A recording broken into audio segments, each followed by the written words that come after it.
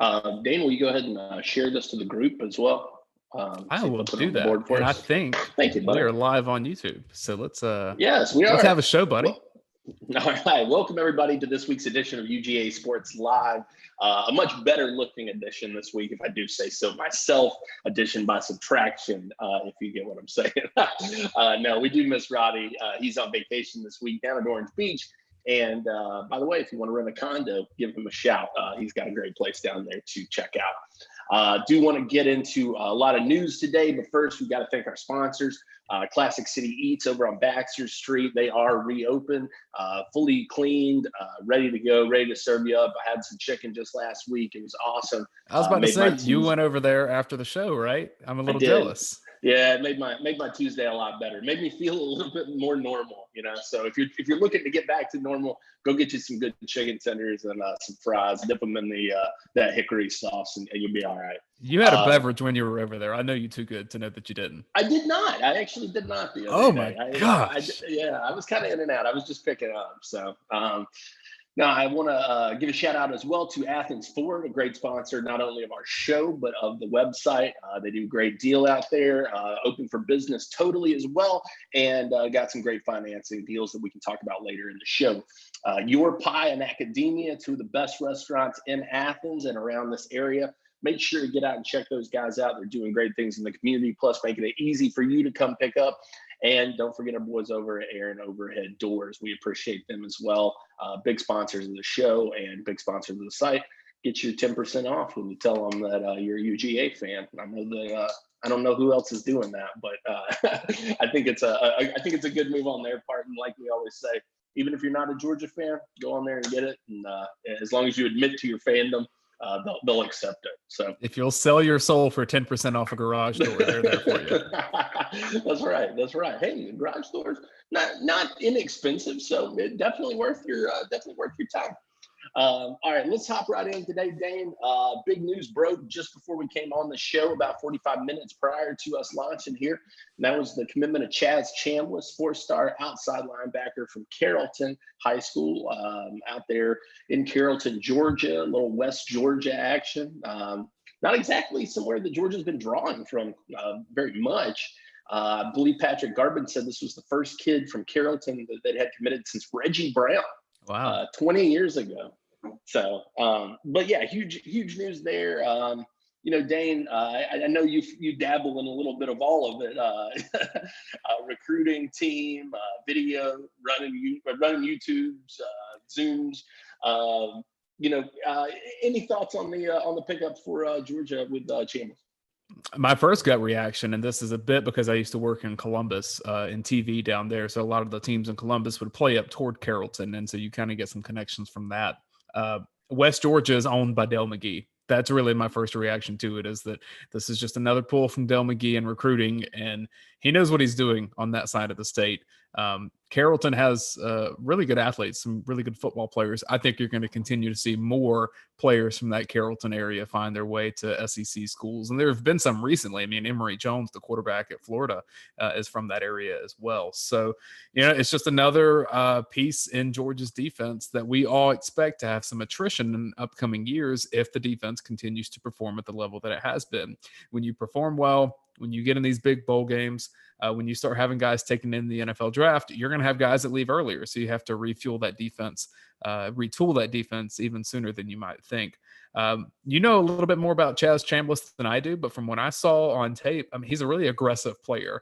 And I think that's going to be exciting for fans to see because when you have a guy that can get around the line of scrimmage and kind of take that shot, I don't know if it's a great comparison because I haven't watched as much tape as you have, but there's almost some slight Jarvis Jones tendency somewhere in just the way that he plays. Do you see any of that? Easy there, pal. No, the thing about Chambliss, I think that kind of plays into that is very powerful, like Jarvis was. A lot of that off the edge. You see that, and that's the thing of the two outside linebacker commits that they've got in this class: Elijah Judy and now Chaz Chambliss.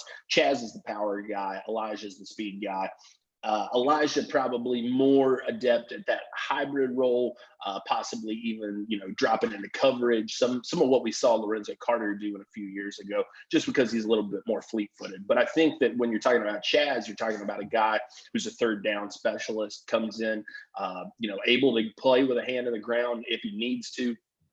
And I think what you mentioned is important, Georgia retooling and restocking that defense. But I wrote in my what it means, what's next. I really don't see a situation necessarily where you're calling on Chambliss early in his career. I think that there's still enough depth ahead of him that he's going to have time to develop and figure out exactly where he fits in. Because, he's a big kid. He's 6'3", probably pushing 255 now. Will he trim up and stay, standing up, or is he going to be a little bit more with the hand in the ground? I think Georgia's got some time to figure that out and see how the body will develop through collegiate strength and training, because he's definitely one of those tweener type bodies. But I do like the pickup for Georgia. This is a kid who widely recruited, has been on the radar 3 or 4 years. I feel like I've been covering Chambliss forever already. You mentioned out there in Carrollton, they had Kevin Swint, who ended up at Clemson.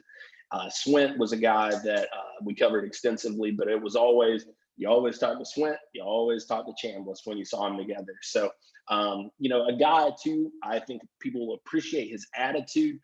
Mentioned to Chad Simmons in his commitment story, he said, "Hey, look, I'm not doing this for people to follow me. I'm not doing this for Twitter. I'm not doing this, for the hype."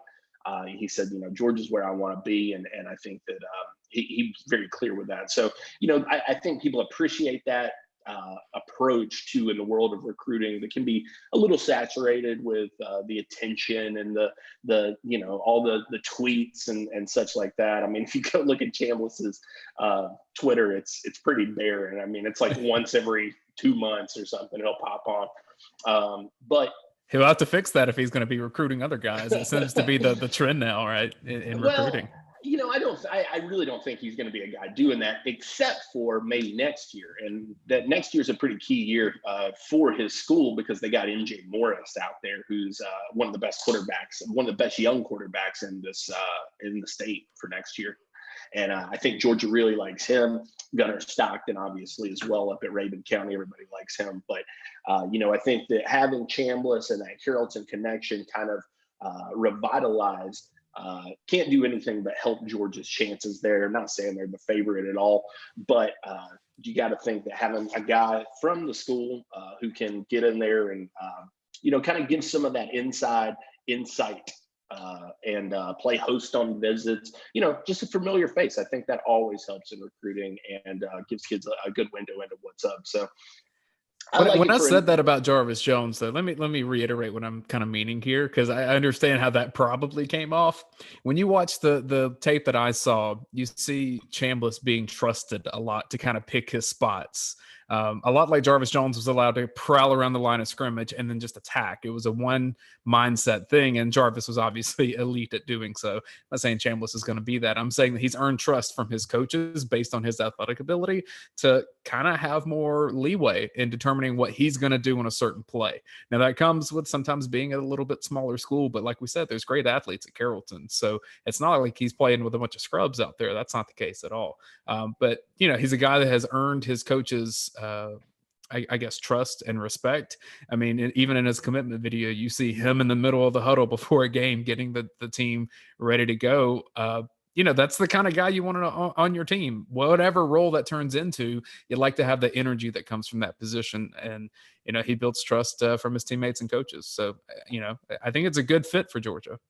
I agree. I think that you're the stalking at the line and the ability to kind of pick and choose his spots, definitely something that comes with the experience that kid's had. And when you're talking about Chambliss, again, like I said, I feel like we've been covering him forever. He's been to all the highest level camps. He's not only, Carrollton, like you said, plays good competition. It's not like they're lacking out there, but this is a kid who's competed on the national stage via 7-on-7s, via various Under Armour and Rivals camps and the like. So, he knows the level that's expected. He knows what's going on.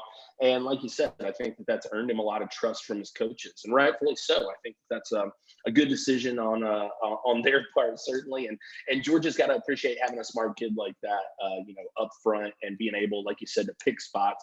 And I think that, you give the kid a year in the weight room, you give him some time to work that body out, and then give him the chance to watch film, get familiar with, SEC tackles as well. I think that's going to benefit him as well. So, like I said, I don't see it as a pickup necessarily where Georgia's relying on him early on. And I don't know, outside of maybe Brock Vandegrift for this class, that I've seen a guy necessarily that I'm just, blown away and saying, yeah, this guy is the answer. He's going to be the guy when he gets here. It's not like Jalen Carter, who committed around this time last year. You would kind of mention how he might fit in around with Elijah Judy in this class, kind of going broader from there. How do you think this works out for Georgia's defensive class coming up? Because there's going to be a lot of uncertainty with which players return and which ones don't from the juniors up in the upcoming season. Yeah, and I think that this is an especially important class for Georgia to go heavy at that linebacker spot, whether it be outside or inside. They really kind of went light there last year. Mikael Sherman, kind of your only guy there. So this is a big year for them in that regard. You want to bolster the numbers, certainly build the depth up. I think that Chambliss, like I said, good player. I don't know necessarily that he's a first off the bus kind of guy. Or a first day starter or anything like that. But I do think that he's a kid who can get in, earn some solid playing time, and be a very interesting prospect. He's not quite as big as Bill Norton, but I kind of see that similar body type. He's not as tall, but Bill was playing at about 265 when he was in high school, now pushing, I think, almost 300 here at Georgia. So I think that Chambliss is going to be interesting to see how that young body develops. Jamel Major in the YouTube chat asked, when are the bigger chips going to start falling in recruiting? And I don't know what bigger chips he's referring to. The biggest chip I would think is Amarius Mims, but you're more the recruiting guy than I am. Yeah, Amarius, it's completely undetermined at this point. I mean, I still feel really good about Georgia's chances with it. Don't get me wrong there. It's just that we don't necessarily have a clear idea of when that might go down. Initially, I think he was shooting for sometime in October. Looked like he was going to do, I think, like a birthday commitment kind of thing. Since then, that seems to have been wiped from the internet. So that leads me to believe that perhaps there was some second thought in that regard. But it's like marlin fishing. That's what I always tell people. It's when you're going after guys of this caliber, you got to just sit in the chair and reel for about 4 hours. It's they're not coming out that easy. And I think that's especially true with some of the guys that Georgia's targeting in this class. I mean, you still got a number of 5-star kids. Tony Grimes is another one you're looking at. And it's not to say that there aren't other competitors for these guys. I mean, and that's going to be the case throughout. But as the Bulldogs have shown, I think pretty much time and time again, that they're going to get in there, they're going to fight until the end, and they're going to be pushing for the biggest guys when signing day rolls around. You can bet if there's an unsigned 4-star out there or an uncommitted 4-star, well, hell, commitment's not going to matter, but you can bet if there's some guys kind of lingering out there around signing day, things could get pretty interesting pretty quick. And I mentioned this a couple weeks back. We talked about it on the board as well. I think that people need to continue to be patient with Georgia's recruiting strategy, because they've got the ability to be very selective and kind of slow even in their process when it comes to picking and choosing their targets and the kids that they'll take. That's because of the depth that they've got on the roster, the talent that they've got on this roster. And I think it affords them the ability to kind of wait out the recruiting shutdown that's been going on, host kids back on campus, get a chance to, get in there and kind of find out where everybody's head is. You weather the storm of the decommitments that I guarantee you are going to happen fast and furiously when it comes to this fall. And, I think that from that respect, Georgia's placed themselves well. You got 8 commits now. you're probably looking in that, I mean, you're going to push for 25. They're going to try to do that every year, certainly. But I think that this is a situation with Georgia where, they've got the ability. Why not wait it out and wait out your bigger fish? Thus far in this class, I think one thing that you can say is that for any of the detractors wondering, why isn't Kirby Smart going after the kids in Georgia? I mean, from the coast down there with Michael Morris up to Carrollton and West Georgia, you've got around the Atlanta area with guys like David Daniel. You've got, Brock Vandegrift in your backyard. They're covering the state. I mean, if there's talent in Georgia, obviously I've known about them for a couple of years, and I don't think it's that they didn't know about people beforehand, but this class just works itself out to where, they don't need to leave the state quite as much for as many positions. And again, I think that's a point with recruiting that doesn't get made often enough either, is there are some areas that Georgia doesn't know that it's going to need players right now. And that's kind of the coach's job to determine, all right, what's going to be an area need if this happens or if that happens. We saw that with tight end last season, because I don't think it was expected that Isaac Nauta was going to leave early, but he did, and that's how it works out sometimes. But when you're doing the projections, maybe it's less likely that a guy that's in state that has grown up around Georgia, that has whatever the power of that G is, maybe it's less likely that they decommit just because it's closer to home and what they know. Well, and I think too, one thing you've got working on your side with a lot of these guys when you're talking about Georgia is, as you said, just the familiarity. Most of these guys have visited campus multiple times. That's just obviously Brock Vandegrift can get over here pretty much anytime he wants. But Chambliss is a guy who's been on Georgia's campus, probably four to half a dozen times. The same thing is true of Marlon Dean. He can come down whenever he wants. Jonathan Jefferson's been out here to multiple games. I think that when you're looking at it from that respect, that's what other people are going to have to combat with, is this sense that, and I know we keep going back to Tennessee, and I don't mean to rag on Tennessee because what they're doing, like I said, it's working. It's drawing them the headlines, and kudos to them for it. I think that that's a smart strategy. But you've got kids who just aren't that familiar with the campus and aren't that familiar with the student life and aren't that familiar with the town. And you have to wonder, when the time comes that these kids get to go back out and get to start taking these visits again, are those feelings going to continue? Are they going to wane? I think with the guys that you've got committed to Georgia right now, you've got a great degree of familiarity with all of them. And what that means as far as not only the school, but the staff, the program itself, the town of Athens. I think that overall, it just makes a lot of sense for them. And, kudos to them. I think that I think it's a good strategy. I said the other day, it's not the end all be all strategy, certainly, but I do think that it's an effective strategy, if nothing else. In the overall recruiting game, I think there's going to be some interesting things on the calendar to pop up at some point. And what I'm meaning by that is, all right, let's say that the early signing day gets pushed back for this year only. It seems like that's something that coaches would want to happen just based on the circumstances of this year. But let's say that does happen. That means you're probably getting into a little bit of the coaching carousel as well, where coaches are making moves to other places, which may mean that players have a little bit more leverage to move around in that December, January, time than we've probably had in the last couple of years. So to think that a lot of things are going to remain permanent, that's just not how recruiting works anymore. You hope you have your linchpins. I think Georgia feels very solid that they have that with the Micah Morris commitment Brock Vandegrift. This whole class is coming together after his flip from Oklahoma to Georgia. And I don't think anyone has any doubt that that's where he wants to be, and that's where he's going to be, and that's where he's going to be a superstar. So, this class will follow his lead, and he's going to be probably looked back on as the Richard LeCount of this class, of just building it kind of from that first piece and going from there.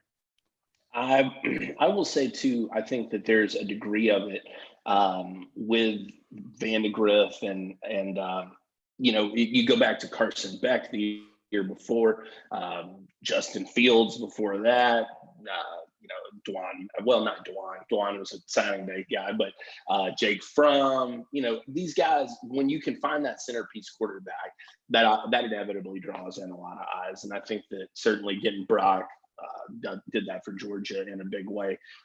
But you said the Richard LeCount of the class, and I'm saying that the guy who may be Richard LeCount's eventual replacement is the guy who is the Richard LeCount of this class. That's David Daniel out of Woodstock. He's been solid as a rock for Georgia, has been out there recruiting. If you get on Twitter, there's probably nobody more active when it comes to chirping at other guys and saying, hey, yo, we need you here.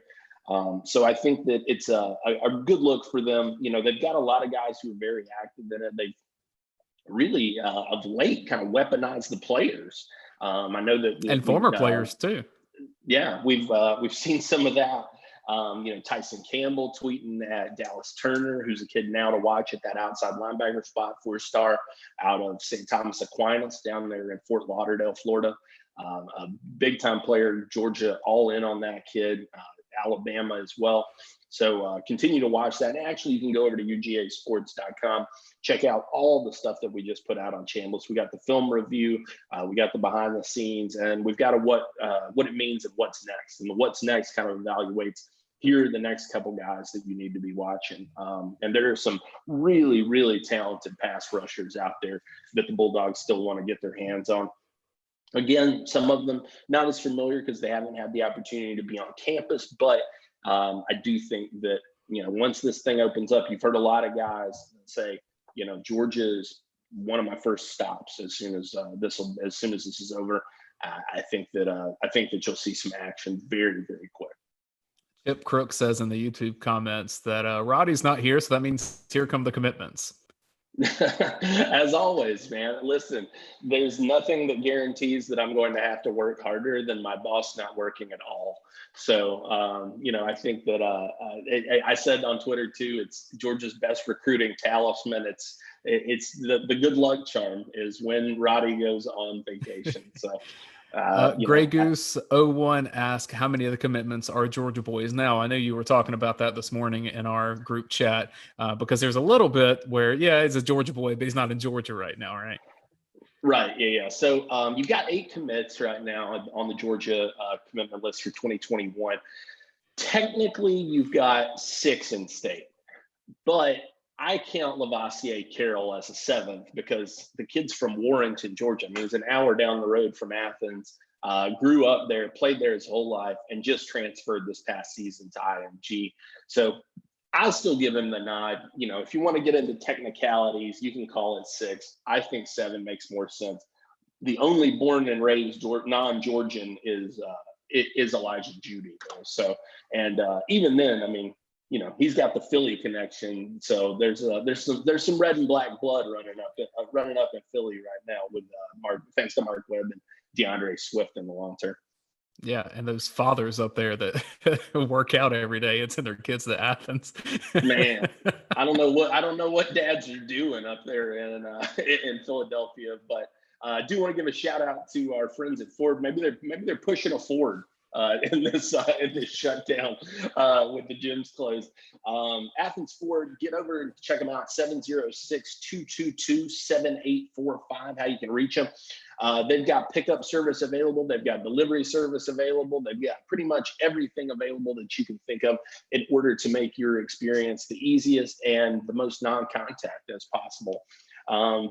Don't forget 0% APR financing, 84 months. On select Ford models. That includes the 2019 Ford F-150, as well as the 2020 Ford Explorer, the 2019 Ford Ranger. Basically, you got your choice of a number of vehicles that'll apply to. And who doesn't love to stretch it out for a while? I know I do. 0% though for qualified buyers. So make sure you go check that out. And don't forget the lifetime powertrain warranty over there at Athens Ford. That's one of the things that I think makes them so special from others. It comes with every new vehicle, but even your pre-owned vehicles under 80,000 miles are going to have that certified pre-owned, or I'm sorry, the lifetime powertrain warranty on there. So give our friends a shout at Athens Ford. Yeah, great location there off Atlanta Highway just to go kind of check it out. And even if you're not ready to buy, just go talk to them and say, hey, I'm trying to see what's out there and see what my next move is. Yeah, just cruise through the lot. And and while we're here, I hesitate to do this because no one should be drinking and driving, but while you're out there, you might as well swing by Academia, have a do little it after. How about that? We can have a reverse the little order. lunch. There you go. Have a little lunch, get yourself a cold beer. They make a great lemon pepper wet wing out there that I had the last time we were in a restaurant, and really enjoyed that. Pick up some beer though to go. They're always producing new stuff. They've got a patio open out there. They've got the dining room spaced out appropriately. So Academia out there serving all your needs. Go see our friends. Make it a little double stop, Athens Ford and Academia while you're there. You know, Academia was already spaced out really well. You always kind of felt like you had your area in there, and they were really big tables, which I love just because it was kind of private. And then now to kind of the extra space that they've added, just because they have space for it. I mean, when you walk in Academia, you're seeing the brewing of beer happening kind of behind you. So it's got like half of it's kind of the beer brewery warehouse and half's the restaurant. And it's, a really cool space if you haven't been out there. So if you're looking for that first restaurant to kind of dip your toe in the water and get back into the dining out world, I think Academia may be a good first stop for you. All right, we got several questions I want to jump into today. I know at some point, I assume at some point, we're going to be joined by somebody. I've advertised that. We do have in about, I'd say 3 or 4 minutes, we're expecting a special guest to pop in. I have heard from him. Beautiful. All right. So that'll be fun. And I may try to protect myself because we're talking hard hitting defenders. We've got one planned to stop on the show. All right, so we'll hit a couple questions though in the meantime. Dog fan in CLT, I assume that's Charlotte, checks in with us over here on UGA Sports on the Vault. He says, how do you see recruiting changing for this year if recruits are unable to take official and unofficial visits because of COVID restrictions? That is a hell of a question, man. That is just a light question to get off the Q&A. I will say about that, I do think it's still my opinion, and this is just my gut speaking here. I do think that you're probably going to see them do away with the early signing period for this year. I just think that it makes sense from everybody's perspective. It gives everyone a chance to see each other a little bit more. It gives coaches more of a chance to evaluate further. It gives kids the opportunity to officially visit. I could personally see, and I don't know that this will happen, but I could personally see them even possibly pushing signing day forward, maybe in February, if things are still restricted up until the first of the year, just to give kids more of an opportunity to get out there. I don't think you're going to see them deny these kids the opportunity to take their visits, because frankly, that's how you end up with decommitments. It's how you end up with kids in the transfer portal. It's not a good look for anybody, and I think coaches want to avoid that as much as possible, certainly. But I think not only from the kids' perspective, but from the coaches, and does it fit? Do the parents fit with the program? Are the academics right? Does this kid test and perform like he does on film, in person? I think that all of those factors combined really go into making this an elongated process. I do think that you're going to see some changes to the recruiting calendar this year. What, I don't know yet, but let's see how the fall goes. If they're able to open it up and maybe have a couple of official visitors each week, I'm trying to determine if that's even feasible, to get 1 or 2 guys on campus each week. I think that the NCAA is going to have to allow some sort of ability for those guys to get in and take these visits. It's just necessary, I think. Yeah, go ahead. One thing that Jim Donnan told me that I found to be pretty insightful is that this is not going to impact this upcoming class of 2021 as much as it will probably the sophomores and juniors, because most of these guys that are on Georgia's radar, they've been to Athens, they've met the coaches. There has not been as much transition in the coaching staff as there has been in other places in the conference or even, in the region. And so some of those they can probably get by kind of knowing the relationship has been built for over the last 2 or 3 years. Where you may see the gap where there's going to be some catch up is in, that freshman, sophomore, even juniors in some cases, if they're late bloomers, of what happens with those guys. Because a lot of the legwork that would happen to where I heard Gus Malzahn say one time on signing day, you're not worried about the guys that are committing that day because you kind of know what's going to happen, except for maybe one or two. You're really working on signing day for the following class because it's a good PR move that you're on the phone. In this case, for that coming signing day, Kirby Smart will be talking with a lot of guys from the class of 2022. The other thing is, there's going to be some guys that just don't handle the time away from structured workouts. They may lose their chance based off of that, or vice versa, that they really impress coaches and that determines, hey, we can, make a spot for this guy. He's proven he's got this kind of leadership. He's proven he's dedicated to what we're doing. So I think coaches are going to learn a lot about potential prospects from this time period. Yeah, I agree completely. And, a guy that comes to mind when you say something like that is, it's a little bit different situation, but similar in that he couldn't get in and work out. That's Julian Rochester. I remember when he was headed into his senior year of high school, he came out in rivals camp and had a shoulder injury, I think, from lifting, and had put on some bad weight. And as a result, and you could see, people being like, is this kid going to be able to right the ship on this? I think that certainly it's going to change things in that regard. I think also you're going to have some surprises in this class. I think that you'll find some kids in this class that people don't know a lot about, even we don't know a lot about, and maybe that even coaches only know lightly about, that end up being really good players because you haven't had the opportunity to scout. In my opinion, it's going to benefit. It'll benefit all schools. I think it benefits the smaller schools even more personally because you're going to have a chance, I think, maybe to get some kids that didn't get to take some visits, didn't get to work out in front of some coaches that maybe, you're able to identify and kind of keep a little closer to home. I think one thing you're going to see too is that this kind of challenge really lends itself to the college coaches that have built such strong relationships with high school coaches that they can just ask them a blunt question. Is this a guy that we should really be looking at? Not getting a sales pitch from a high school coach that knows it makes them look good, but genuinely knows that, hey, based on the level of football that we play at Georgia in the SEC, is this a kid that can cut it? Because you're really going to have to rely on word of mouth in a lot of cases where these coaches can't get their eyes on someone. And, we're going on now for 4 or 5 months. Yeah, film says one thing, but is that going to be the same player in the fall should football happen the same way that it does? There's going to be a lot of uncertainties happening. And I think that's why you think that signing day is probably going to be pushed back as well. Yeah, no, absolutely. Absolutely. And you got to think again, how does that benefit the team? Well, if you're looking at each team individually, I think that you obviously you forge your strongest relationships with your high school coaches in state. That's just the necessity of it. You run into each other, you see each other on the trail. They're bringing their kids to your camp.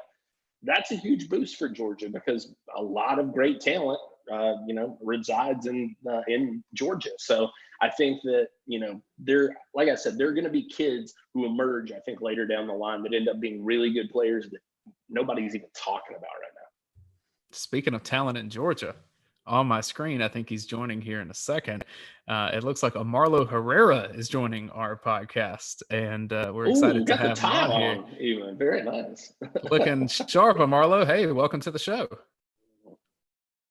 He may be getting his audio searched out here. For Amarlo, can you hear me, Amarlo? Hey, he's working on it there. Yeah, he'll get it. He'll chime in here when we can. Now, you talk about a guy we've been talking a lot about these defensive recruits today. A guy that talking about a pleasure to watch in Athens.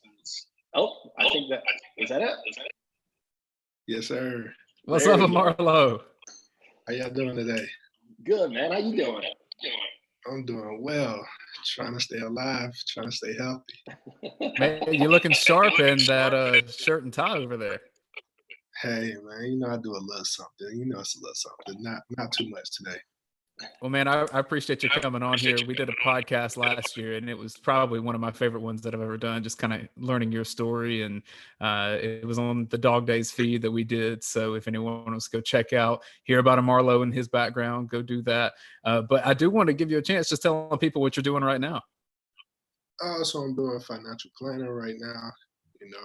Working with a lot of teachers, athletes, former athletes, just doing my thing and trying to find, my niche in the financial world. So that's pretty much it. If you want to know more, contact me. Go to my website at samarlaherrera.com. You can set up a time to meet. You can shoot me an email from there if you have any questions, and I'll explain more because there's so much to explain. How many people are contacting you just to talk football, though? Like, I mean, I'm sure some are like, hey, yeah, let me work on these finances and get this figured out. But how many just want to talk football with you? You catch a few. There's a few people from time to time that might, accept a meeting, not interested in doing nothing, but really, just to meet. And then it got to the point now where people send like mail to the office, and most of it be cards, or they might ask me to sign a card or something, and they send it to the office. And so that's kind of different. Yeah, I can't imagine there are too many guys at your office that are getting requests for their signatures on anything other than documents very frequently. It's weird. I open it sometime and I see a card and a letter. I'm like, God, you sent something else. Nah, but I appreciate it though. Well, I don't know if you saw the news, Marlo, but there was a linebacker commitment today for Georgia, and he is from Carrollton. So I'm just curious, what would you tell recruits when they're in the recruiting process right now? Recruiting process. It's a lot different from my days and where it is today. And so you'll have to use your best judgment and your heart on where you think you'll be more successful, where you think you'll develop more as a player, and then more as a person, a guy, brother, father, son, where you think you'll grow in those aspects of the things. And also, where you feel you'll get the best education. Definitely. And now, Marlo, you're in the financial planning world. I wanted to ask you about, with the name, image, likeness that's being floated around. How does that kind of factor into recruiting? I mean, a lot of people are concerned that suddenly the big dogs are going to be able to reel in guys with even more enticing offers. But I mean, how would you advise a guy to handle that?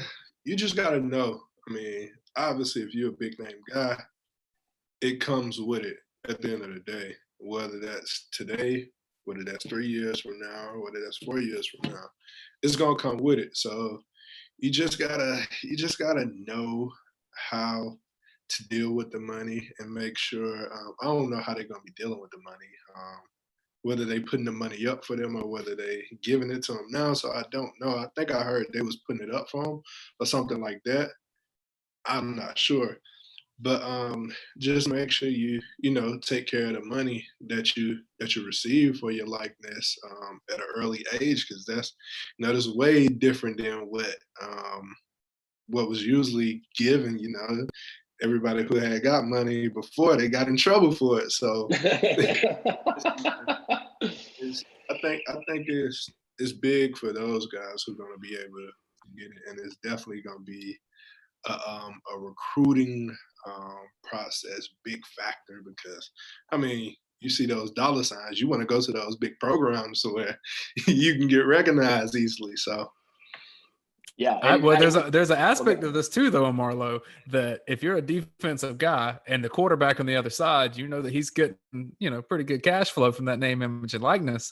You're gonna be on that huddle on the other side, and you want to go give him a good lick, and you want to make sure he gets in the ground. Yeah, but at the same time, you want to make sure you get into the league at the end of the day, because they're playing for it. So I think it'll be something that's good for them, but hopefully it drives the competition up. Do you think that it's going to fund? I mean, there's been all this talk and all this consternation about will this fundamentally change college football? I mean, how much would a guy like you have liked to have had that opportunity when you were in college? I mean, how big could that have been? Definitely, I definitely would have loved to have that opportunity. Um, I mean, everybody else is basically getting paid for the hard work and the labor that you put in, and then people talk about the school aspect of things. Yeah, the school aspect is good, but to be compensated in some type of way for it while you still getting the schooling, that's the icing on top. I get school and money. Like, I would have loved to had that when I was in school, and I'm pretty sure anybody else that played college football would have loved to have that extra money. Sure. I mean, I think that that's the thing is you don't hear a lot of people who have actually been in the fire of college football who say, no, I'm good. We're going to turn that down. I think that, when you hear from guys like you, guys who've been through the fire, it's pretty consistent. So I'm looking forward to seeing what happens with it. I think it's going to be very interesting. And from a standpoint of marketing, I think that it's going to really change a lot in college football. You're going to see, I think, marketing teams put together for these programs that are out there helping kids build brands and getting themselves positioned, as influencers and, even life after football. What are you going to do about that? I think that you're going to see a much bigger focus on that even than you have previously. Marla, one thing I'm curious about is, a lot of the current players, this is such a crazy time that they're dealing with of like not being able to practice on a normal schedule like you did for all of your time at Georgia. Do you think that you would have been able to work out and be ready for college football having to do it on your own rather than the structured practices? I'm just curious, do you think most players kind of have the infrastructure or the discipline to handle that? Yeah, I definitely would have been able to handle it because you have that group of players and group of friends that that you're always with, and you gonna grind and they're gonna grind, and so it would have been easy for me and my roommates or my friends and my Call social them group to out. get Who were together. they? My roommates was Damian Swan and Malcolm Mitchell, and my group of friends consisted of those two guys, Josh Dawson, Keith Marshall, Ty Gurley, Jonathan Rowe, Corey Moore, just to name a few. But we would have been able to get together and still put in the work and grind and get ready for the season. So I think the guys that's in college all know what's at stake. It's your future. So it's your future that you're preparing for. So why not go grind every day? Because I mean, you have no school right now. School is online, so you have to grind while you can and put in the work to be prepared for when you're able to go back and practice as a team. You listed off those guys, Marlo. You had that picture of your tattoo that went a little bit viral, talking about some of those guys. I think everyone you mentioned is featured in that tattoo. Uh, I wanted to ask you, have you gotten any calls from anybody who was a little bit upset that they got left out of the tattoo? Oh man, it was a few guys who felt left out, but I mean, it's my my close knit group, the group that I first came in with pretty much, and the group that was there for the full time, and so yeah, I got called out a couple times. How special was it for those guys, though? The guys that ended up in the tattoo being featured. What was their reaction to it? What was it like for them? They loved it. I mean, they seen it. I probably drew it up probably 4 or 5 months ago, honestly. And I just been waiting and waiting and putting it off. But those guys, they loved it. I mean, they loved it right when they seen the picture. So it was pretty special to me and for them to see that. Now, speaking of special, a lot of expectations on Georgia's defense coming back this year. Somebody asked the other day on UGA Sports, how do you define success after coming off a year like you just had on the defense? Is it fair to measure yourself against what you did last year? Kirby Smart always says, "Hey, it's a new year. We're flipping the page." How do you kind of stack it up, and how do you kind of measure your success and set the bar for yourself for this year? Looking at it, it's a new team every year, so you can't measure your success off what you did last year because the athletes change. More guys have experience, less guys may have experience, so the defense is not the same. So you have to measure it off of those guys and their ability and, how much time they had together and how much time they had on the field without having the spring football and all of that. Is less time for those guys to gel and be on the field together. So once, I think it's June when they're able to practice. I don't know how many will be there at a time. So it's going to be hard for those guys to gel if they all aren't there at the same time. So it's gonna be tough, and that's just from experience. But everybody have to be there. Everybody have to be locked in at every moment because you only have so much time before the season now, and so it's very important. So you can only judge them by the experience and what they have with the time that they make. You were a guy that played with a lot of instincts. You were a very instinctual player out there. Not everybody has that, though. Some guys really benefit from the ability to get in there and, like you said, gel in practice. From a defensive standpoint, which group do you think that missing this gelling is hardest on? It's definitely the DBs because you have to, even though you're in your own world, you have to be able to gel with everyone. So DBs, you have to be able to gel with the linebackers because you have to know what they're doing if this happened. What's the coverage if this happened? It might be two coverages in one play. And you have to be able to gel and get those calls down together to be able to fully function as a defense. And that's just from experience because my junior year, I played with we had a lot of freshmen as DBs, and defense broke down a lot, and we gave up a lot of big plays. So you just have to gel from those back guys. Marlon, one of the guys that you mentioned, from your era, Ty Gurley, I want to know when he signed with the Falcons and you all see this happen, he may have told you beforehand. What was your group text like?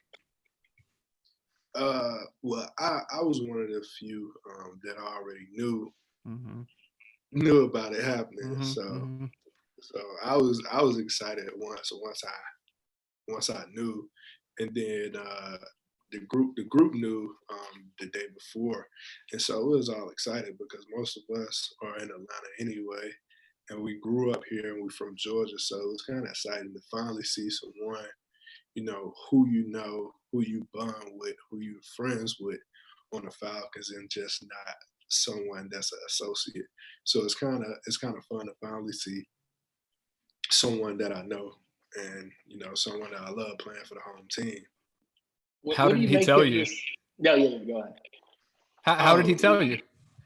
We talked about it a few times. So you hear it and then you're like, all right, it might happen. And then once it finally got confirmed, it was just like, yeah, it's about to happen.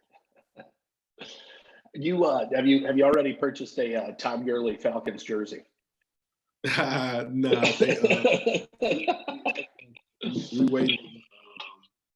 Well, I'm waiting. Make him give you one of those game used ones. I might have to get one of those too. We're waiting on the Falcons to open. A lot has been made over the years of the Falcons and Georgia and the interaction or lack thereof. Do you think that there is a little bit of an anti-Georgia bias when it comes to the Falcons? Yeah, I don't know why. I just don't know why. I mean, it's a few guys who could have made some noise for the home team, but they just got picked over, and so it's kind of weird because you always want your home team to pick that hometown college guy, but you don't see that happening a lot anyways. So, but most people think that the Georgia and the Falcons tie should be a little bit closer, and I don't know why. Maybe because we all love Georgia so much here that we want to see everybody go to the Falcons. Makes sense to me. It's a lot like the discussion that we were having earlier, Jake, about how some fans get upset when Georgia takes players from outside of the state of Georgia in recruiting. We saw that a lot in the last class. But Marlo, you're a guy that grew up not far from Athens, and you were a guy that wanted to stay home close to your family. You talked about that with me on our podcast last year. Did that kind of give you a little special extra pride to be able to say, I'm playing for my state? I didn't look at it like that at the time. I mean, now going through it and being back, yeah, I'm proud of it. But at the moment, I didn't think about it as that because I was living in the moment. So I was like, I was happy to be, in Athens and being able to see something different and being in a different town. So that kind of gave me that happiness of staying home. There's still some downtown Athens stories I want from you that you hadn't told me. So we're going to have to do this a few more times to get some of those. Those are legendary. What happens in Silver Dollar Bar stays in Silver Dollar, man. Unless you make it to the No, Marlo, I wanted to ask one thing. I noted when I was looking at some stuff on your background before you came on today was the WWE tryout. I really want to know less about the tryout. What was your finishing move going to be? What would Marlo Herrera's finishing move be in the ring? I didn't come up with one by then, but me and a friend of mine was joking, and he's an older guy. He was like, "Hey, the finishing move gonna be the Cuban missile." It's gonna be just like Goldberg's spear, but you call it that. Cuban missile. Don't know what it was, but that was gonna be the name. I love it. Now, Marlo, I wanted to ask you too about the, going into this season, the expectations around it, are high. They got a JUCO quarterback coming into Athens, a guy who has, made a lot of noise in the public. How do you feel like it's going to be for a guy transitioning from as a grad transfer in this time where he hasn't had the spring, he hasn't had the ability to work out with these guys, maybe a little bit limited in the summer? How difficult is that transition as far as a leadership role goes? Those guys around him know why he came there. He came there to be a starter. He came there to be a leader of a team, and he's obviously gonna give us a great shot at contending this year. And I mean, he would never been offered if he didn't deliver that. So I think those guys that's there, they have a winning culture. So I believe that him coming from somewhere else, he'll buy in and he'll win over and be able to be that leader that he was at Wake Forest, right? Yes. So he'll be able to win people over because as a quarterback, you're a natural leader anyway. So I think he'll win over the team just by putting in the work, just by being there, and that'll help, gel the team. No, Marlo, your film over the years. They kind of know what you can do in football. I kind of want to test this financial planning that you do a little bit, right? So I'm 31. Just give me a basic tip of something that I should be doing right now that maybe I'm not doing. Like, just, if I went to amarloherrera.com, I filled out, I got in contact with you. I was like, what's something I should probably be doing right now? What is that? A basic tip. A basic tip would be to. So I don't know if you do this already. To make sure that you have an emergency fund in place that's not associated with your checking and savings account, which is probably 3 to 6 months worth of your expenses. So when times like this happen, you have money to get you over and to help you doing something like this. So that's one basic tip that you can use. Rainy day fund. I like it. Ready to go. It's a classic tip, but man, it's hard to do, but if you got it, that's great. I mean, you have to. I mean, it's just sitting aside $10 every pay period or $10 every week. You can do that. I mean, we spend more money on that than going out to eat. So you take one thing that you do every day or that you do most days, and minus that and put that in a different account for the emergency funds, and you'll build it up over time, and you'll be surprised.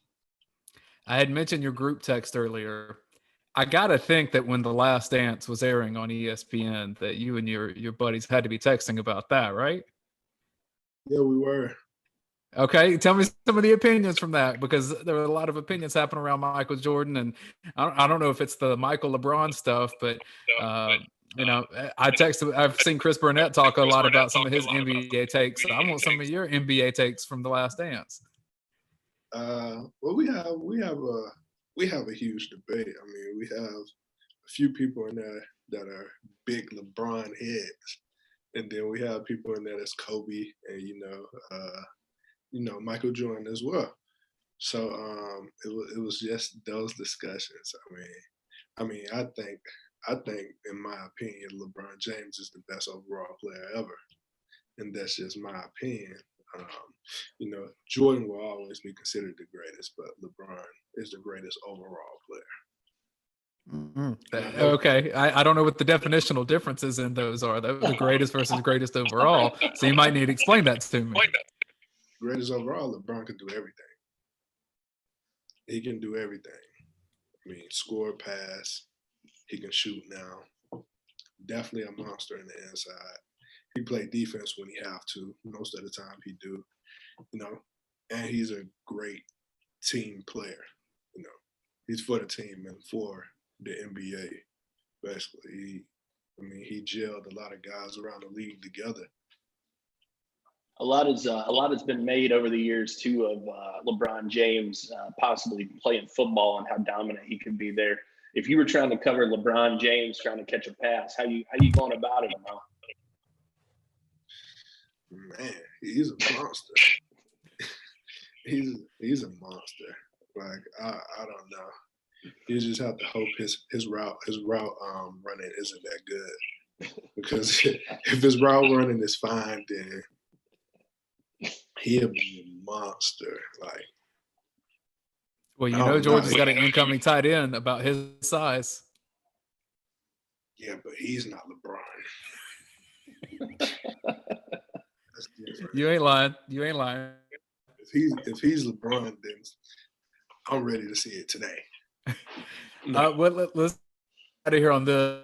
Just with your time, and we do appreciate you joining us and just hanging out with us, man, because anytime I get to chat with you, I always have a smile on my face, and you're always so happy to do it. So really do appreciate that. But just your overall thoughts about where Georgia's program is. I know that you're a former player, but you're also a fan now too. So what do you think about where Georgia is and where Georgia's headed? Georgia, the program right now, we're in the same spot that we're always in. And so we're just waiting to get over the hump and win the national championship. So hopefully we can get it done this year. I think we have the tools, and I think we have the young players that can get it done this year. Hopefully, I believe that every year anyways. But I just think we just got to put in the time, the effort, the energy, and get behind the team no matter what. Win all those big games, win the small games, and go compete. Like they had all this time off, and they know how it feels to not have football. So use that fire and go kick some ass this season. One last thing I got for you, Marlo. A guy you're excited to watch this season on Georgia's roster. Anybody in particular stand out to you? Anybody you're really interested in seeing? I have a few. I'm not gonna name them, but it's a few at linebacker.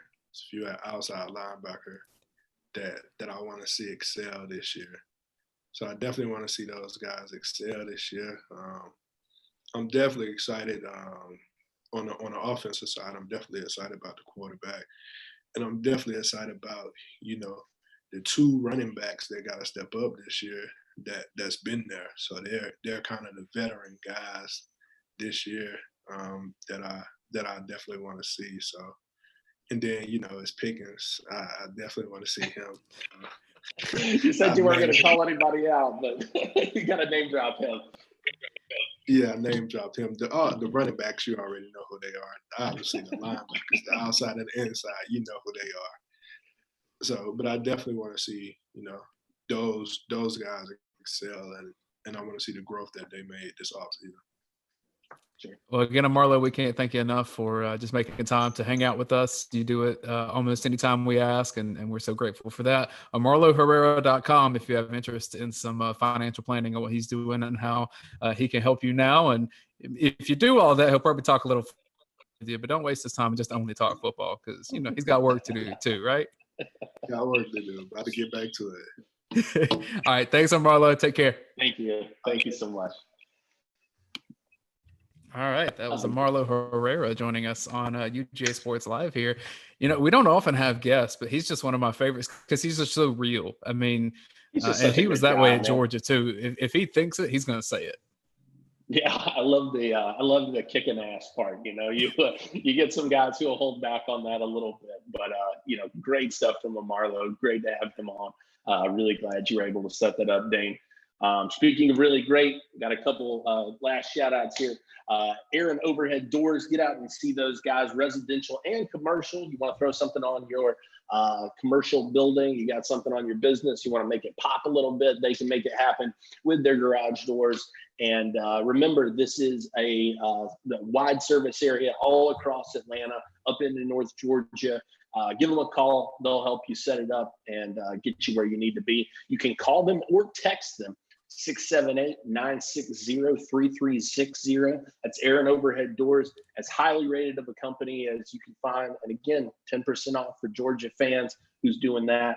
And speaking of Georgia fans, some of the biggest at Your Pie with Drew French. Get by and see those guys. We've mentioned the no contact pickup and how easy they're making all that for you. I think that it's they're doing it as smooth as anybody.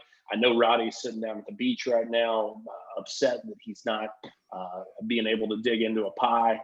Well, he may be a little bit drunk right now, but they've got 70 locations. So, that's true. That's true. There's got to be one close enough if he's willing to get to it. That's right. No, I think that like I said, those guys do such a great job. Get out there and check them out. Load up the toppings.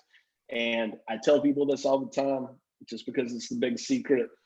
Get the cheese sticks, man. They got the best cheese sticks in Athens. So I think they're running a special now that if you use their app for the first time, I think you may get like a cheese pizza for free right now. I think I saw something about that. So there you go. Make that happen. Hey, one thing in our YouTube chat during our interview with Amarlo, Dave McMahon, our buddy here with UGA Sports, said between Jake, Dane, and Amarlo, that's 334 career tackles.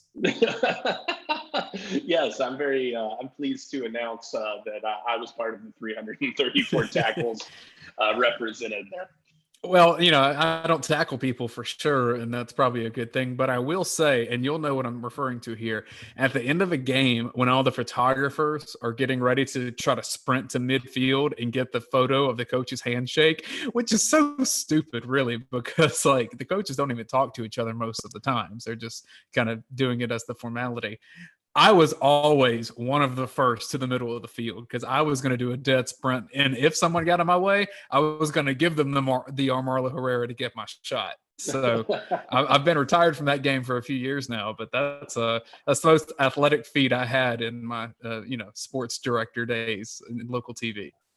I like to hang back and get the players walking off. I'll let Roddy get in the scrum and get in there and fight for the shot. But no, I think that it's always a lot of fun down there. And like you said, so much fun to have Marlo on today. Glad we could talk some Chaz Chambliss as well. Do want to give a shout out to our sponsors as we wrap things up here today. Make sure to get out your pie. 70 locations, Academia Brewing, as good as it's going to get when it comes to beer and food. Speaking of food, get by Classic City Eats. Give those guys your love and business. They got the full place sanitized. They got the menu up over on the website. Everything available to they'll come out to your car, walk it out there to you. And they got some great family meals out there. So if you're looking to feed a crowd, that's a real good way to please them all. Athens Ford, our good friends over there, as well as Aaron Overhead Doors. And don't forget 11 Live and 365 Game Day. They're always so gracious to have us on their pages, and we do appreciate them being there. So do want to give a quick tease too.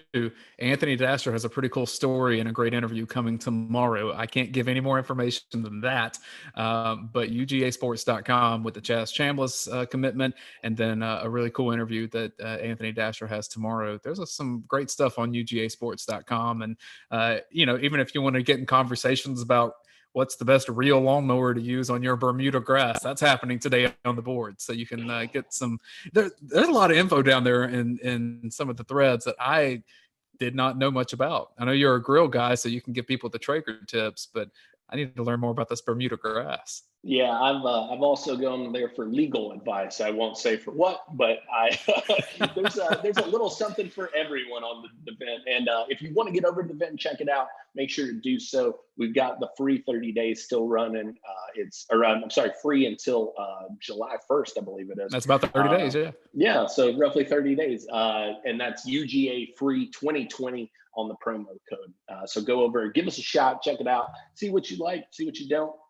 Stick with us through the season. We'll have you fully covered. And the news certainly hasn't stopped flowing, even though the shutdown has been on. Well, and I think probably in the coming weeks, I'd expect probably the podcast originating from Classic City Eats again at some point. I think that's happening pretty soon. So the show will return to as close to normal, as it can. Probably as players are going back to practice too. So maybe we'll have to put a drone out there. We're not going to do that.